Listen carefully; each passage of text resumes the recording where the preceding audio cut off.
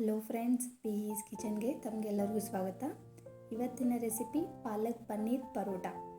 ನಾನಿಲ್ಲಿ ಒಂದು ಹಿಡಿಯಷ್ಟು ಪಾಲಕ್ ತೊಗೊಂಡೇನಿ. ಬಿಸಿ ನೀರಿಗೆ ಹಾಕಿ 1 ನಿಮಿಷ ಮಾತ್ರ ಕುದಿಸ್ಬೇಕು ಇದನ್ನು.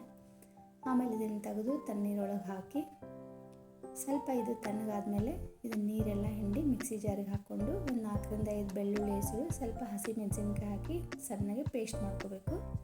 2 ಕಪ್ ಗೋಧಿ ಹಿಟ್ಟಿಗೆ ಸ್ವಲ್ಪ ಉಪ್ಪು, ಒಂದು ಸ್ವಲ್ಪ ಎಣ್ಣೆ ಹಾಕಿ ಚಲೋ ತಂಗಿ ಮೊದಲು ಮಿಕ್ಸ್ ಮಾಡ್ಕೋಬೇಕು ಈ ರೀತಿ. ಆಮೇಲೆ ರುಬ್ಬಿಟ್ಕೊಂಡಿರುವಂಥ ಪಾಲಕ್ ಪ್ಯೂರಿನ ಹಾಕಿ ಇನ್ನೊಂದ್ಸರಿ ಚಲೋ ತಂಗಿ ಇದನ್ನು ಮಿಕ್ಸ್ ಮಾಡ್ಕೋಬೇಕು. ಅವಶ್ಯಕತೆ ಬಿದ್ದರೆ ಸ್ವಲ್ಪ ನೀರು ಹಾಕ್ಕೊಂಡು ಚಲೋ ತಂಗಿ ಇದನ್ನು ಒತ್ತಿ ನಾದ್ಕೋಬೇಕು.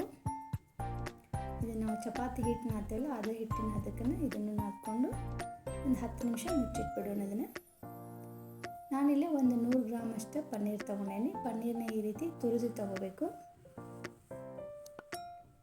ಆಮೇಲೆ ಇದಕ್ಕೆ ರುಚಿಗೆ ಒಂದು ಸ್ವಲ್ಪ ಉಪ್ಪು ಮತ್ತು ಒಂದು ಸ್ವಲ್ಪ ಚಿಲ್ಲಿ ಫ್ಲೇಕ್ಸ್ ಹಾಕ್ಕೊಂಡೇನಿ. ಚಿಲ್ಲಿ ಫ್ಲೇಕ್ಸ್ ಇಲ್ಲಪ್ಪ ಅಂತಂದರೆ ನೀವು ಒಣ ಖಾರದ ಪುಡಿನೂ ಹಾಕ್ಕೋಬೋದು, ಕೆಂಪು ಖಾರದ ಪುಡಿ, ಸ್ವಲ್ಪ ಚಾಟ್ ಮಸಾಲ, ಒಂದು ಸ್ವಲ್ಪ ಹೊರಗೇನೋ, ಒಂದು ಸ್ವಲ್ಪ ಕಾಳು ಮೆಣಸಿನ ಪುಡಿ ಹಾಕ್ಕೊಂಡು ಒಂದ್ಸರಿ ಚಲೋ ತಂಗಿ ಅದನ್ನು ಮಿಕ್ಸ್ ಮಾಡ್ಕೋಬೇಕು. ಮತ್ತು ಒಂದು ಸ್ವಲ್ಪ ಕೊತ್ತಂಬರಿ ಹಾಕ್ಕೊಂಡು ಇನ್ನೊಂದ್ಸರಿ ಚಲೋ ತಂಗಿ ಮಿಕ್ಸ್ ಮಾಡಿಕೊಂಡ್ರೆ ಒಂದು ಪರೋಟಾದ ಫಿಲ್ಲಿಂಗ್ ರೆಡಿ ಆಗುತ್ತೆ.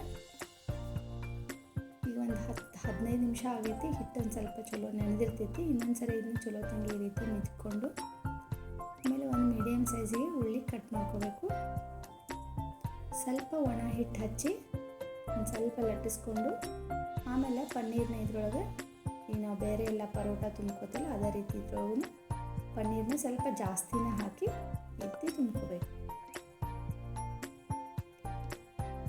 ಆಮೇಲೆ ಮತ್ತು ಒಂದು ಸ್ವಲ್ಪ ಹಿಟ್ಟು ಹಚ್ಚಿ ಭಾಳ ತೆಳ್ಳಗೆ ಲಟ್ಟಿಸ್ಬಾರ್ದು. ಇದನ್ನು ಈ ರೀತಿ ಲಟ್ಸ್ಕೊಂಡು ಹಂಚು ಕಾಯಕ್ಕೆ ಇಟ್ಕೊಂಡಿದ್ದೆ. ಅದಕ್ಕೆ ಒಂದು ಸ್ವಲ್ಪ ಎಣ್ಣೆ ಹಾಕ್ಕೊಂಡು ಪರೋಟನ ಹಾಕಿ 2 ಕಡೆ ಚಲೋ ತಂಗಿ ಸ್ವಲ್ಪ ಕೆಂಪಗಾಗೋ ಮಟ್ಟ ಚಲೋ ತಂಗಿ ಬೆಂದಿಸ್ಬೇಕಿದೆ.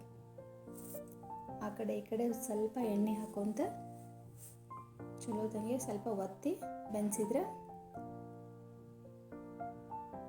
ನಮ್ಮದು ಪಾಲಕ್ ಪನ್ನೀರ್ ಪರೋಟ ರೆಡಿ ಆಯ್ತು ನೋಡ್ರಿ.